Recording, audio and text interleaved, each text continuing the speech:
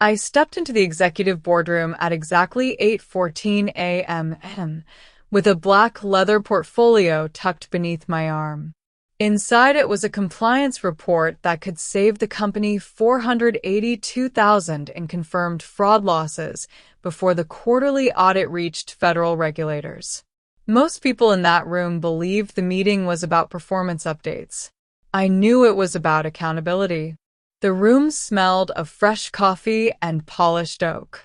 Morning sunlight reflected against the glass walls, making everything appear cleaner than it really was.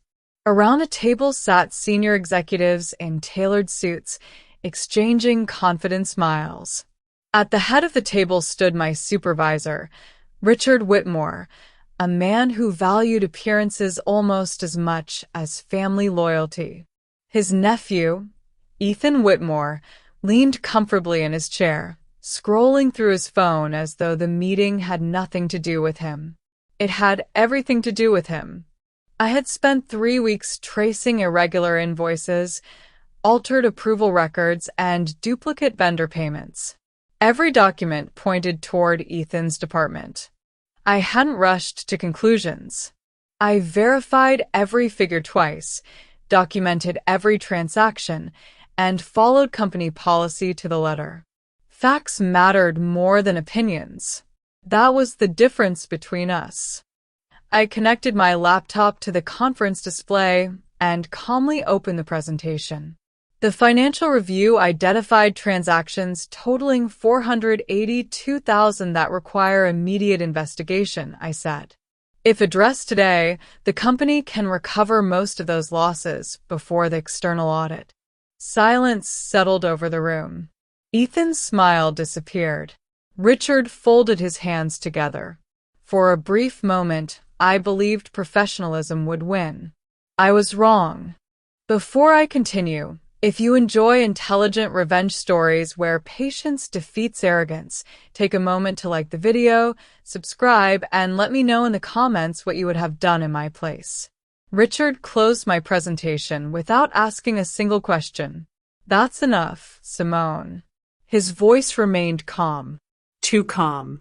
I've reviewed your conduct, he continued. You've created unnecessary conflict within this organization. Effective immediately, your employment is terminated. Several executives stared at him in disbelief. I blinked once. Not because I was shocked, because I finally understood. This meeting had never been scheduled to hear my findings. It had been arranged to silence them. Ethan leaned back with the confidence of someone who had never expected consequences. I guess compliance isn't as important as you thought, he said with a grin. I closed my laptop slowly. If the evidence is inaccurate, I replied, the records will prove it. Richard's expression hardened. Security will escort you out. No one defended me. No one asked to review the documents. The report that could have protected the company disappeared into my portfolio as if it had never existed. As I walked toward the door, I noticed the small security camera mounted above the entrance. Its red recording light blinked quietly. I looked at it for only a second before leaving. Outside the building, the morning air felt colder than it had an hour earlier. My phone buzzed before I reached my car. It was my mother. I heard what happened, she said. You should apologize. Powerful people don't like being challenged. I presented evidence. I answered evenly. You embarrassed your boss. A few minutes later, my father called. You've always been too ambitious, Simone. Learn when to stay quiet if you want to keep good jobs. Before I could respond, another call came from my older brother, Marcus, the family's golden child. You should have known your place, he said. People like Ethan always land on their feet. I ended the call without arguing. There was no point. They all believed the same thing, that I had lost. They had absolutely no idea what was coming. As I drove away, the image of that blinking security camera stayed in my mind. They celebrated my firing. What they didn't know was that the cameras had recorded every second. The The family dinner chapter summary. After my humiliating dismissal, I accepted an invitation to my parents' house for Sunday dinner, hoping silence would preserve what little peace remained between us. Instead, years of colorism, conditional love, and status obsession surfaced around the dinner table. My lighter-skinned brother received praise for simply showing up, while I became the family's convenient disappointment. When Ethan Whitmore unexpectedly joined the gathering, everyone assumed my career was over. They had absolutely no idea I already understood the truth behind the success they admired. Target word count: 800 words. The smell of roasted chicken and sweet cornbread greeted me before I even reached my parents' front porch. Sunday dinners had always looked warm from the outside. Inside, they were measured performances where approval depended less on character than appearances. I paused for a moment before ringing the bell, smoothing the sleeve of my navy blazer and reminding myself that calm was still my greatest advantage. My mother opened the door with a practiced smile that never quite reached her eyes. "There you are," she said quietly. "Please, Simone, let's not make tonight uncomfortable." "I wasn't planning to," I replied. She stepped aside, allowing me inside the familiar house where every framed photograph seemed carefully selected. My brother Marcus appeared in almost every recent picture. My graduation portrait remained tucked into a hallway corner where visitors rarely looked. That detail had never been accidental. The dining room glowed beneath a crystal chandelier my father loved mentioning whenever guests visited. Fine china rested on polished oak, and soft jazz drifted through hidden speakers. Everything projected success. My father stood as I entered. "So," he said without greeting me, "I heard about your little incident at work." "It wasn't an incident," I answered evenly.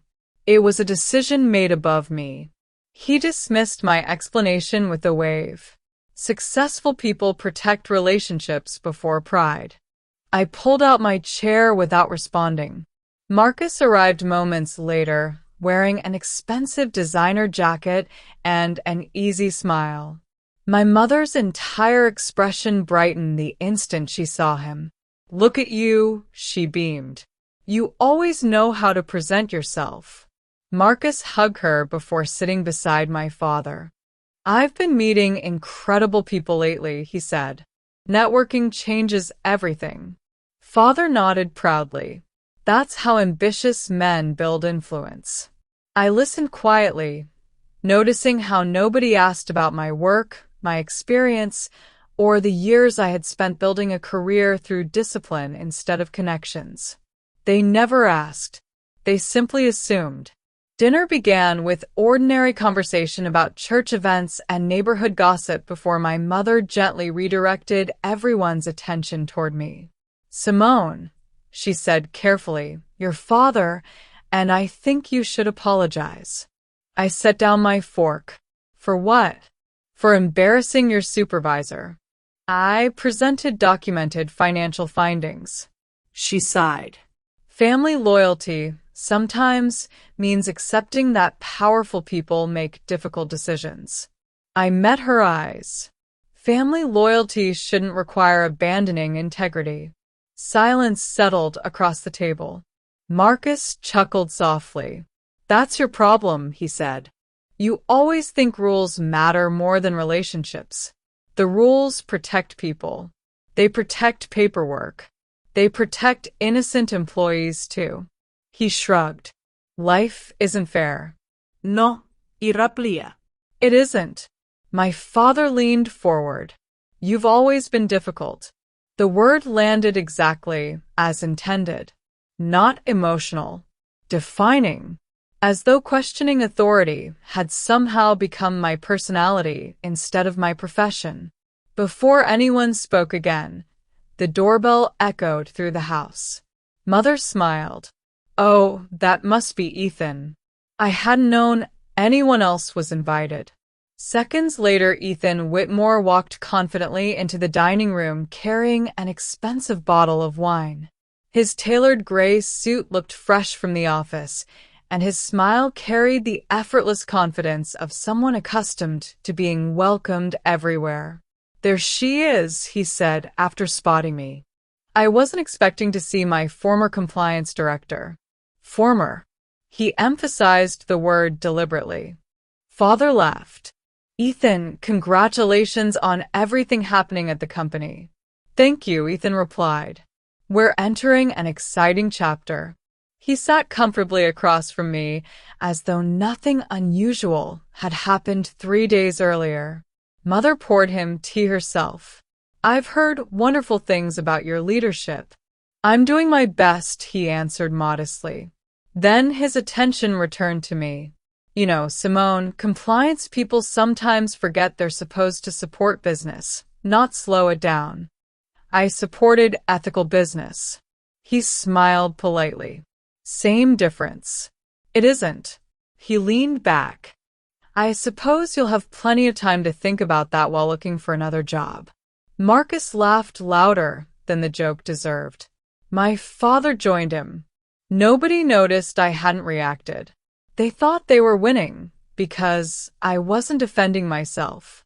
What they didn't know was that confidence built on deception rarely survives exposure. Ethan continued talking about new investors, executive meetings, and ambitious expansion plans. Every sentence earned admiration from my parents. Status fascinated them. Titles impressed them. Truth rarely entered the conversation. Finally, Ethan lifted his glass. "Next month we'll finalize the biggest merger in company history." I kept my expression perfectly still. He smiled with unmistakable pride. "The numbers are already locked. Nothing can stop it now." I lowered my eyes to my untouched plate, because I already knew those numbers. And they were built on fraud. The cameras tell a different story the morning after that dinner. I stopped expecting my phone to ring with good news. By then, I understood that silence could be just as revealing as words. At 9:42 a.m., an unfamiliar number appeared on my screen. "I hope this is still Simone Carter," a calm male voice said. "It is. My name is Daniel Brooks. I used to manage corporate security." The phrase "used to" immediately caught my attention. "I retired last week," he continued. "Not because I wanted to." I remained quiet. There are some things you deserve to see. An hour later, I met him in a quiet coffee shop several miles from headquarters. Rain tapped softly against the windows while customers spoke in low voices around us. Daniel carried a plain gray laptop case that never left his hand. "I watched what happened in that boardroom," he said. "You were monitoring security?" "I monitored every executive floor camera." He slid a small envelope across the table. I copied the footage before they deleted it. My pulse slowed instead of racing. Years in compliance had taught me that evidence mattered more than emotion. Daniel opened the laptop. The first recording showed the boardroom nearly 20 minutes before I entered. Richard Whitmore walked inside carrying a folder. Ethan followed behind him. They believed they were alone. Richard lowered his voice. "Once she's gone, compliance won't interfere with the merger."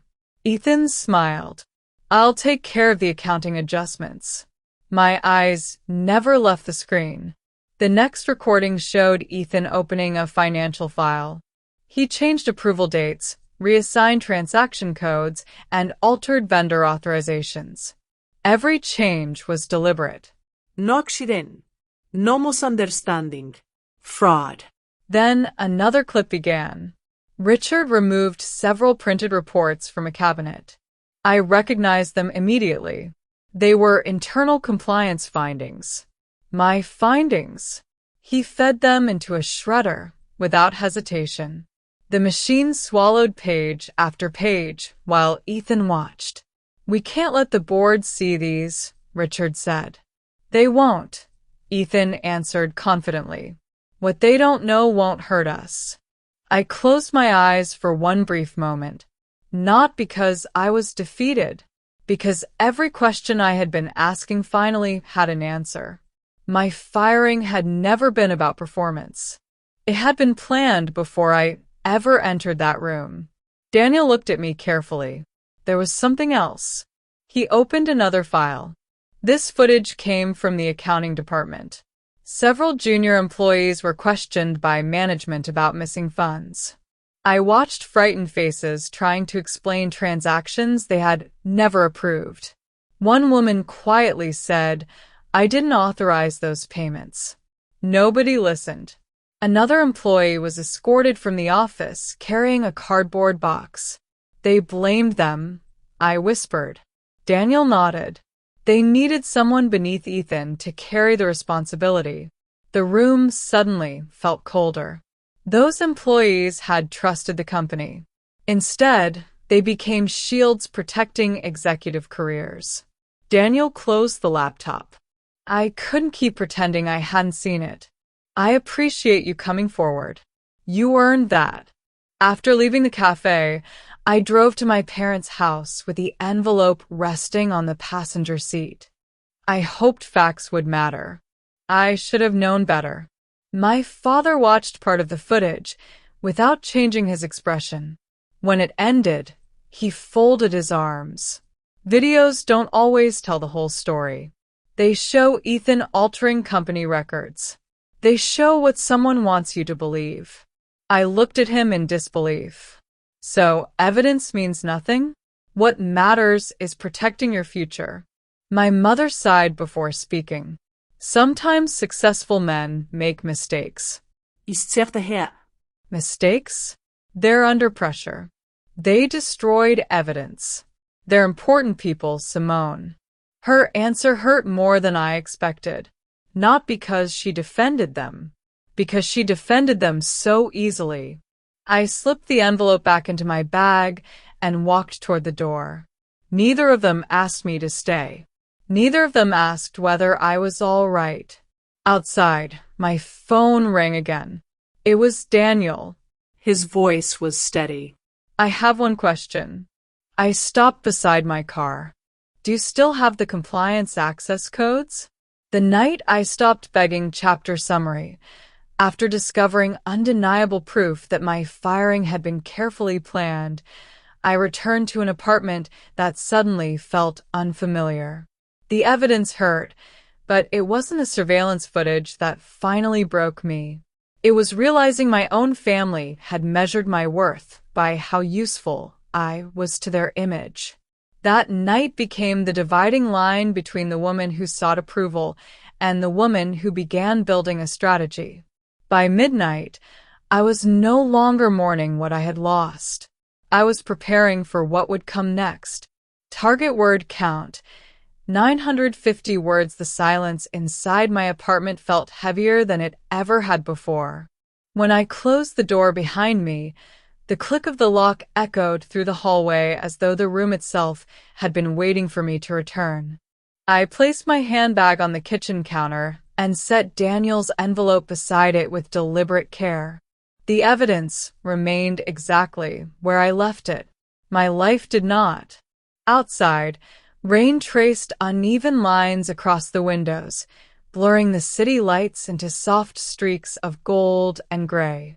The air conditioner hummed steadily above me, filling the quiet with a sound that somehow made the emptiness even louder. For the first time since I had walked into that boardroom at 8:14 a.m., I allowed myself to stop moving.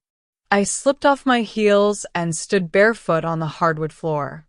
Everything hurt. Not my pride. Not even my career.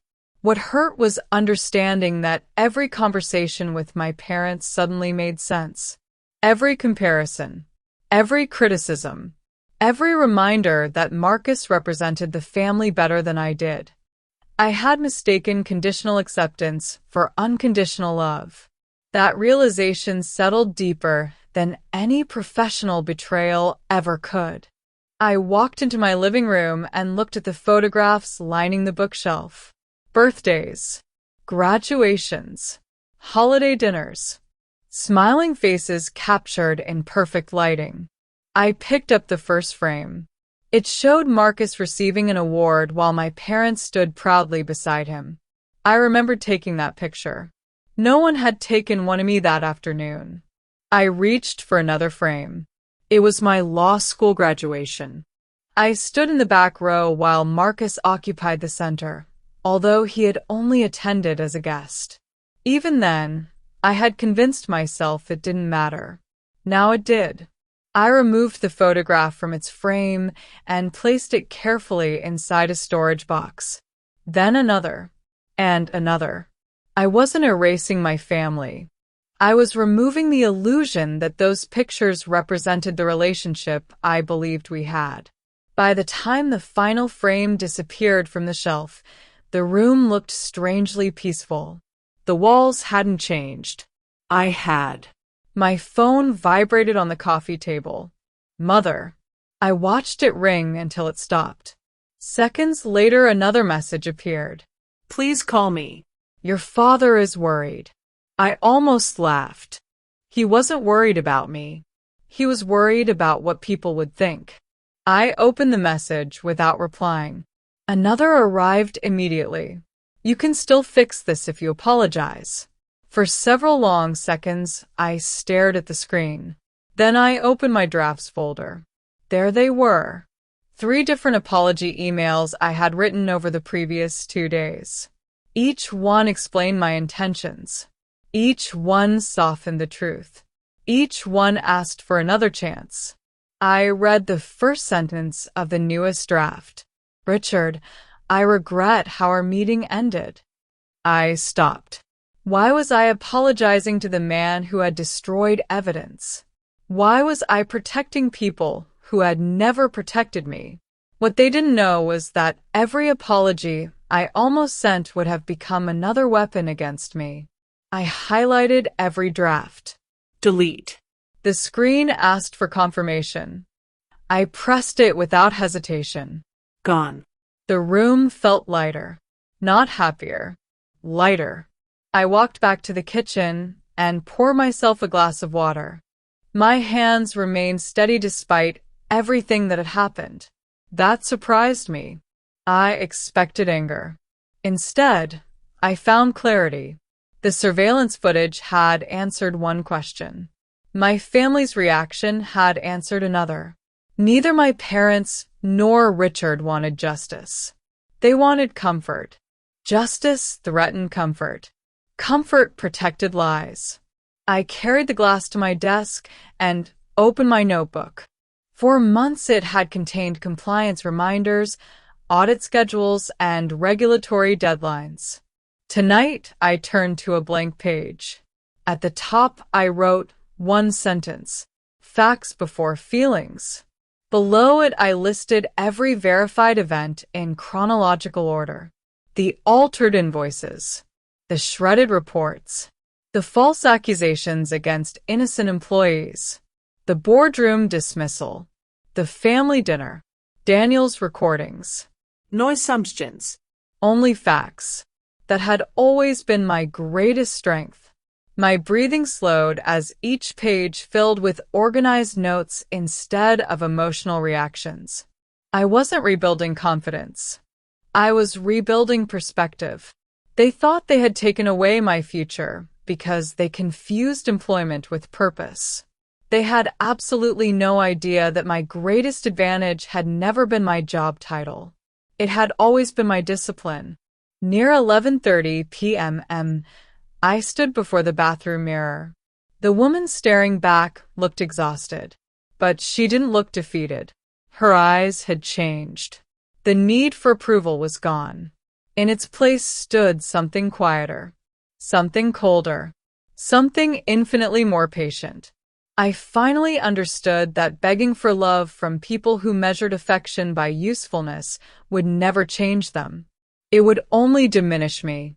I rested both hands against the sink and whispered the words I needed to hear. That was the night I stopped trying to be loved and started preparing to be respected. I believed them the moment I said them. Not because they sounded powerful, because they were true. At exactly 12:03 a.m., my phone rang again. This time the number wasn't familiar. I answered calmly. "This is Simone." A distinguished older voice responded after a brief pause. "Ms. Carter, my name is Harold Bennett." I waited.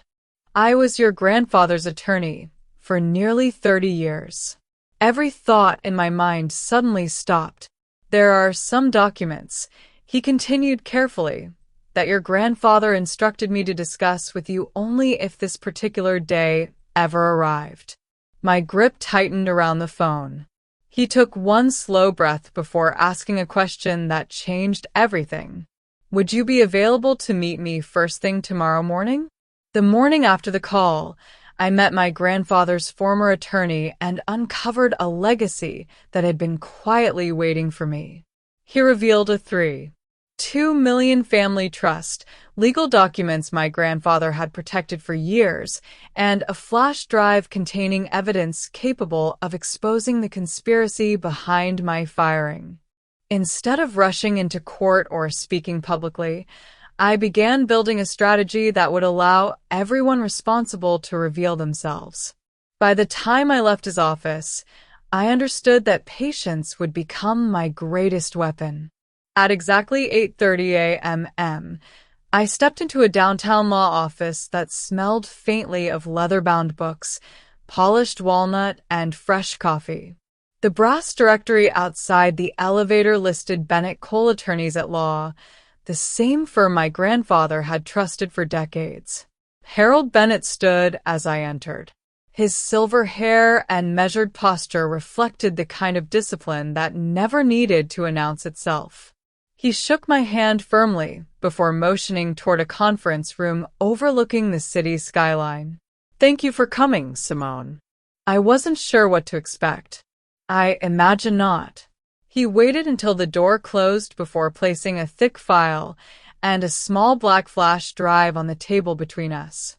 "I promised your grandfather I would only give these to you if two conditions were met." I remained silent. The first was that he was no longer alive. He paused. The second was that someone attempted to destroy your integrity for telling the truth. A quiet chill moved through me. He knew this could happen? He knew your character. Harold opened the file carefully. "Your grandfather admired many things about you. Intelligence, patience, integrity." He smiled gently. "But above all, he trusted your judgment." He turned the first page toward me. Across the top, embossed in dark blue lettering, were the words Carter Family Wealth Preservation Trust. Below them appeared a valuation that immediately captured my attention. $3,200,000. 00. I read the number twice. Then a third time. "I don't understand. You were named the controlling beneficiary. My parents never mentioned any trust. They weren't informed." I looked up. "They weren't?" Harold folded his hands together. "Your grandfather specifically instructed that management authority remain exclusively with you until you decided otherwise." Why? His answer came without hesitation. He believed money should follow wisdom, not entitlement. The room became perfectly still. For years my parents had treated Marcus as the natural heir to everything our family represented. What they didn't know was that my grandfather had reached a very different conclusion. Harold continued.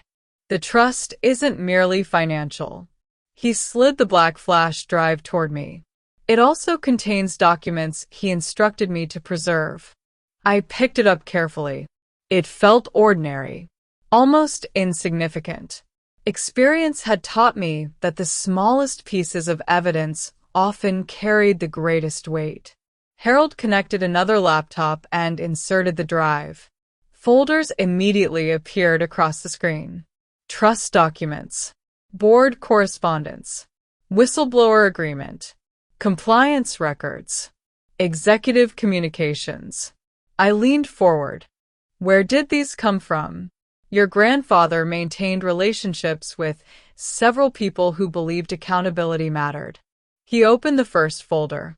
Inside were signed board communications discussing repeated concerns about Ethan Whitmore's financial decisions months before my dismissal.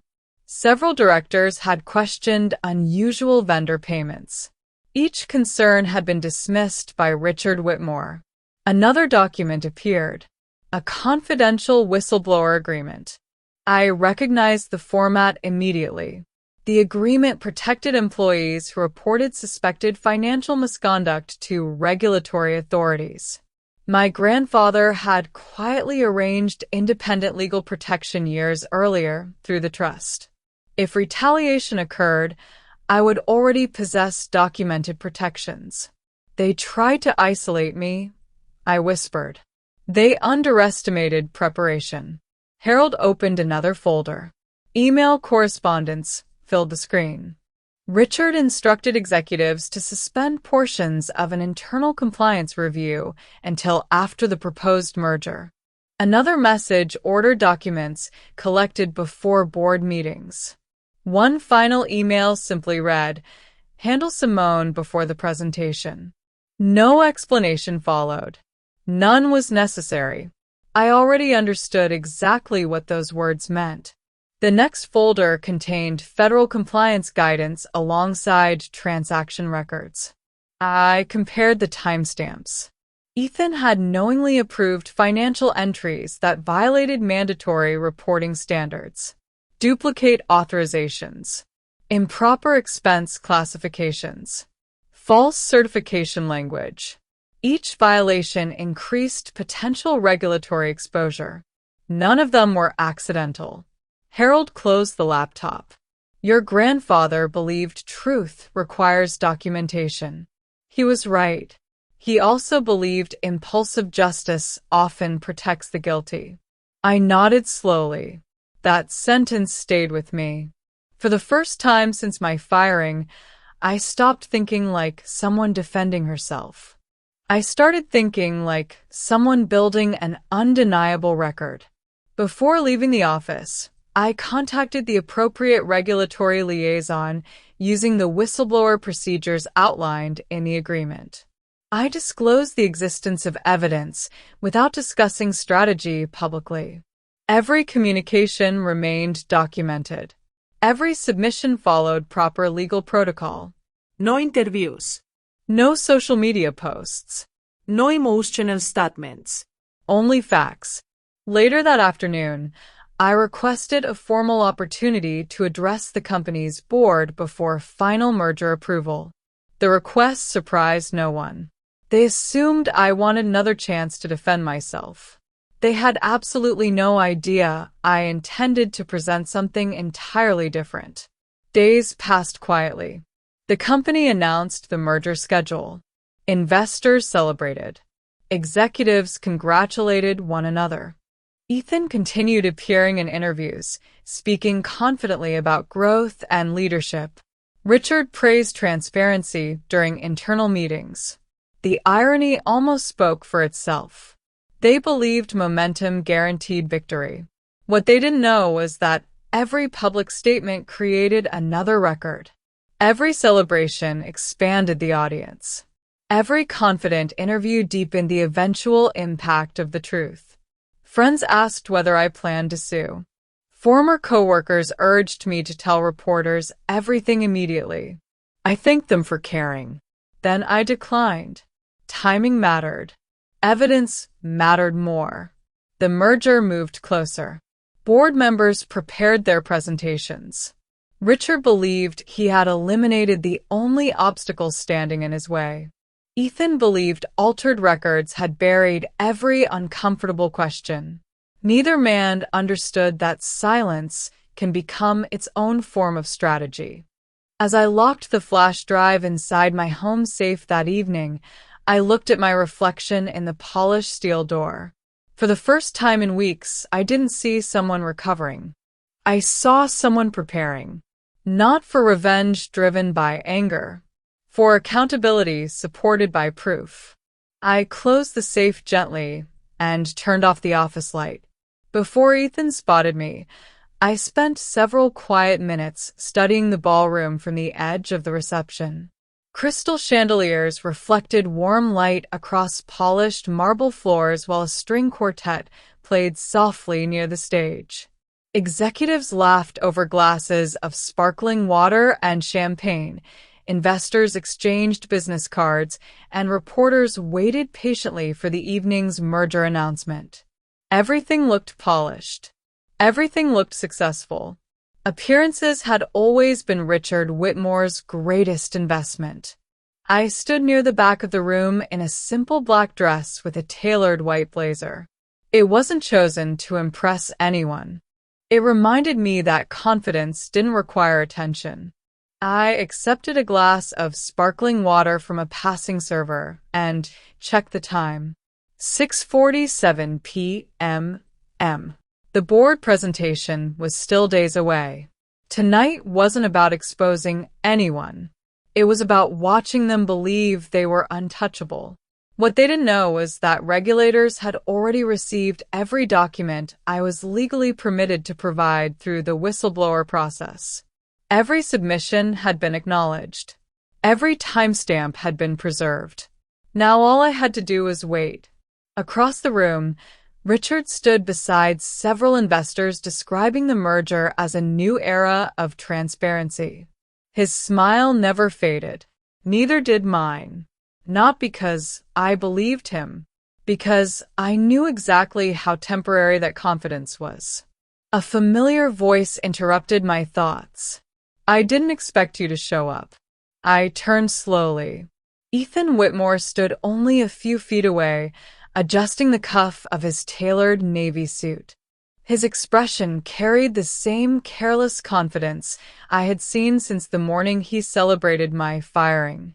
I was invited, I answered calmly. He laughed. That's surprising. I said nothing. He stepped closer. You know, Simone, most people would have moved on by now. I held his gaze without speaking. I guess you're hoping someone here feels sorry for you. Silence. His smile tightened. I won. Still nothing. He tilted his head. You lost your job. Silence again. I've already taken over your department. I looked briefly toward the stage before turning my attention to him. He wanted an argument. He wanted anger. He wanted proof that firing me had broken something inside me. Instead, he found patience. You really don't have anything to say? He asked. I glanced at my watch. 6:52 p.m. No, irraplia quietly. That single word seemed to frustrate him more than any speech could have. He lowered his voice. Listen carefully. I remained still. If you try anything before this merger closes, I'll make sure no major company hires you again. He waited for a reaction. I simply looked at him. You understand me? I checked my watch once more. Then I smiled. Just once. Not a mocking smile. Not an angry one. A calm, almost sympathetic smile. His confidence faltered. For someone with nothing left, he said, You seem unusually relaxed. I offered no explanation, because the truth no longer belonged to conversations like this. It belonged to evidence. Without another word, I walked past him toward the reception hall. Behind me, I heard him exhale sharply. He didn't follow immediately. For the first time since we had met, uncertainty had entered his voice. Meanwhile, events beyond that ballroom continued unfolding exactly as planned. The regulatory office confirmed receipt of additional compliance materials through secure channels. Independent reviewers began comparing transaction records with internal reporting logs. Questions quietly reached members of the board. Several directors requested clarification about expense authorizations connected to Ethan's division. No accusations. Only questions. Questions were far more dangerous. Human Resources also contacted several employees who had previously been blamed for missing funds. Internal reviews reopened. Personnel files were corrected. One employee received a call inviting her back to work pending the outcome of the investigation. She had no idea why everything had suddenly changed. Neither did Ethan. Inside the ballroom, conversations slowly shifted. Two board members approached Richard with concerned expressions. I couldn't hear every word. I didn't need to. His smile disappeared for only a second before returning. Across the room, Ethan noticed the exchange. He looked from Richard to the directors, then toward me. For the first time all evening, he wasn't smiling. They thought they were celebrating a merger. What they didn't know was that the foundation beneath it had already begun to crack. I walked toward the exit without looking back. Some victories begin with speeches. Mine began with silence. And for the first time, he was afraid of my silence. I adjusted the gold cuffs on my tailored black suit before stepping through the ballroom doors. The polished fabric reflected the warm chandelier light like quiet armor. Investors, attorneys, executives, and local reporters filled the luxury hotel with confident conversation. Crystal glasses chimed softly while a pianist played near the stage. From a distance, it looked like a celebration. I knew it was an ending. Richard Whitmore stood at the center of the room, shaking hands and accepting congratulations. Ethan moved comfortably among the guests, smiling for cameras as though the merger already belonged to him. Neither of them acknowledged me at first. That changed the moment I walked toward the front of the ballroom. Ethan intercepted me with an amused smile. I have to admit, he said, you've got confidence. Most fired employees don't show up to celebrate the people who replace them. I met his eyes. I received an invitation. He laughed. You built a career checking paperwork. I built one making decisions. I said nothing. His smile widened. That's the difference between us. He leaned closer. You should leave before you embarrass yourself again. I simply folded my hands in front of me. Across the room, several board members noticed the exchange. Ethan lowered his voice. If you interrupt tonight, I'll make sure every executive in this industry knows your name for the wrong reasons. I remained completely still. His confidence depended on my reaction. I refused to give him one. A member of the board stepped onto the stage and welcomed everyone before announcing a final compliance review requested by outside counsel. Richard's expression changed. Only slightly, but I noticed. Large projection screens descended from the ceiling. The chairman addressed the audience. Before approving this merger, the board has agreed to review newly submitted evidence. The room fell silent.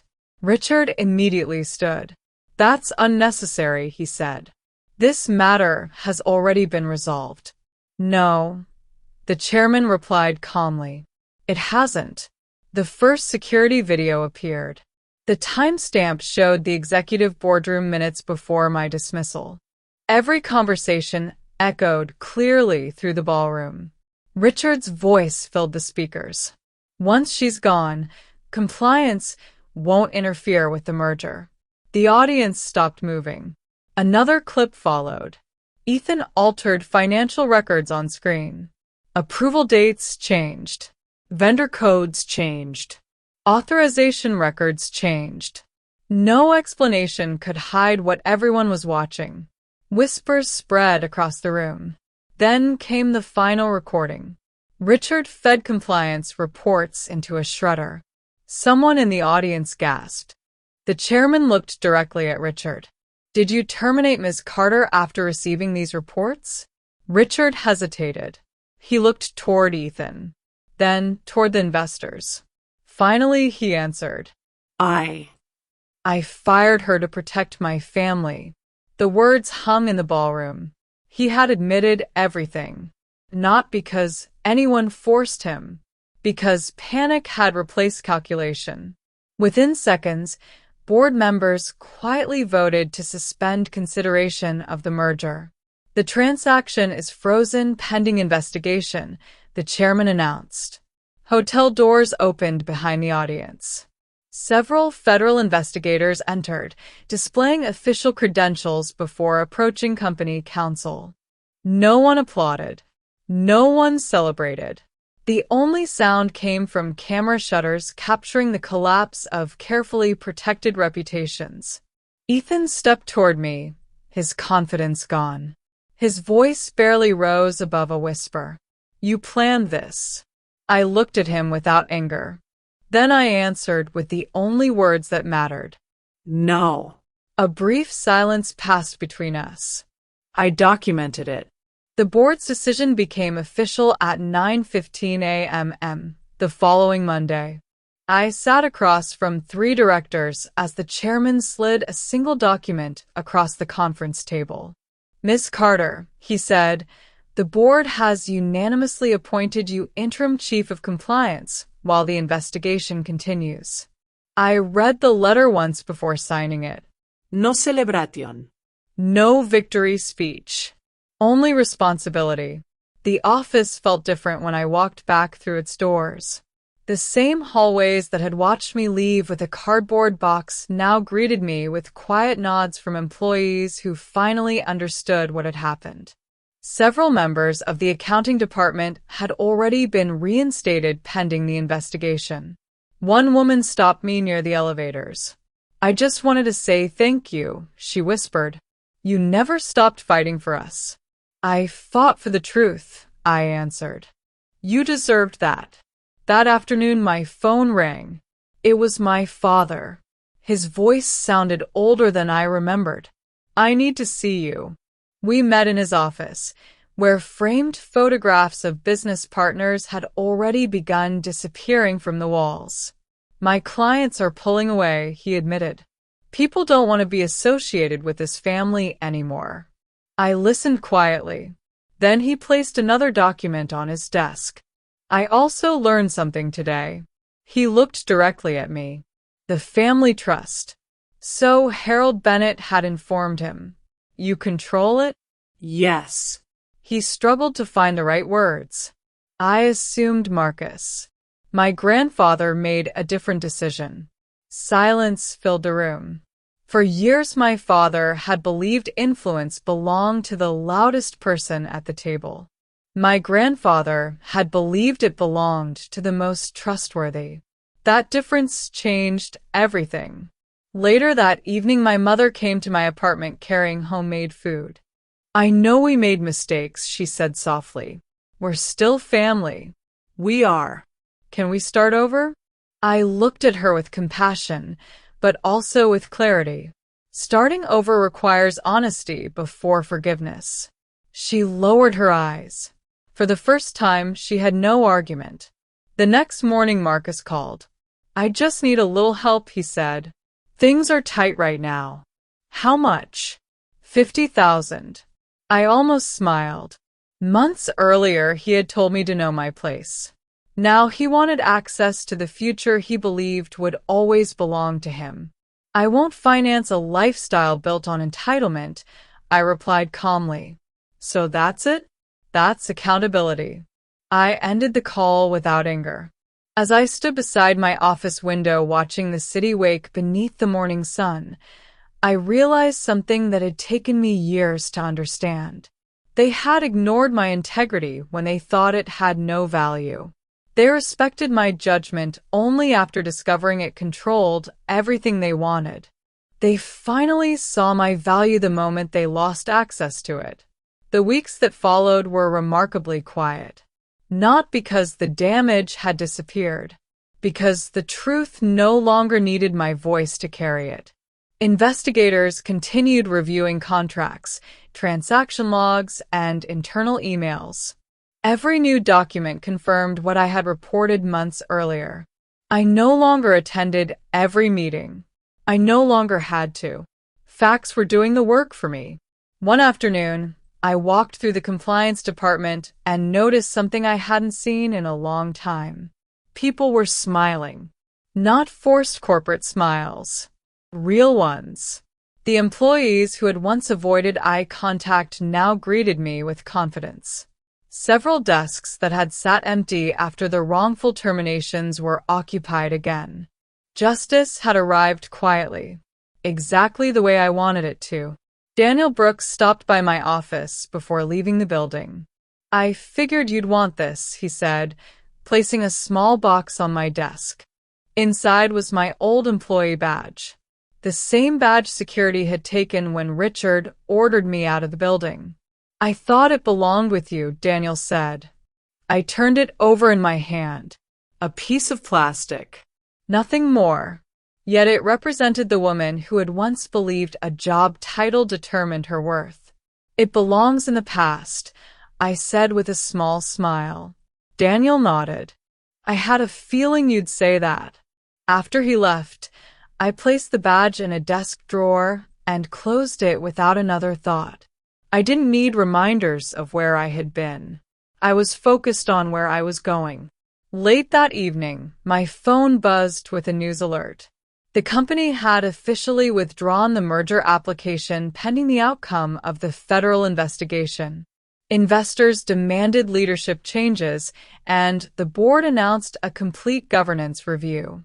Richard Whitmore's name was no longer listed among the executive officers. Ethan's photograph had disappeared from the company's website. For months, they had believed they were untouchable. What they didn't know was that arrogance often leaves the clearest trail. I looked out across the city lights and allowed myself one deep, steady breath. Revenge had never been my goal. Accountability was. And accountability, unlike anger, doesn't fade with time. It becomes part of the record. I switched off the office lights and walked toward the elevator, knowing I wasn't closing the final chapter of my story. I was finally beginning the life I had earned. 6 months changed everything. My father's business circle quietly disappeared. The same people who once praised his connections stopped returning his calls, and his reputation faded faster than he ever believed possible. My mother remained inside the house she had spent years protecting as the symbol of our perfect family. Without the image she valued so deeply, she found herself isolated by the very appearances she had defended. Marcus finally accepted an entry-level position at a small company. For the first time in his life, promotions depended on performance instead of family influence. Ethan faced federal fraud and obstruction charges after investigators completed their review of the financial records. His confidence vanished the moment documentation replaced excuses. Richard Whitmore was formally removed from the company he had sacrificed his integrity to protect. The board chose accountability over loyalty, exactly as it should have. As for me, I never celebrated their downfall. I simply continued building the life they once insisted I could never have. Looking back now, I understand the cameras captured much more than one unfair dismissal. They recorded the exact moment truth refused to disappear. If you're the one they call difficult, ambitious, or too much, listen carefully. Sometimes the family that doubts you is the same family standing between you and your destiny. I spent years begging for a seat at their table. Then I built my own. And the cameras didn't just capture a firing. They captured the exact moment I stopped shrinking. Never fear the people who underestimate you. Fear the day they realize they were wrong.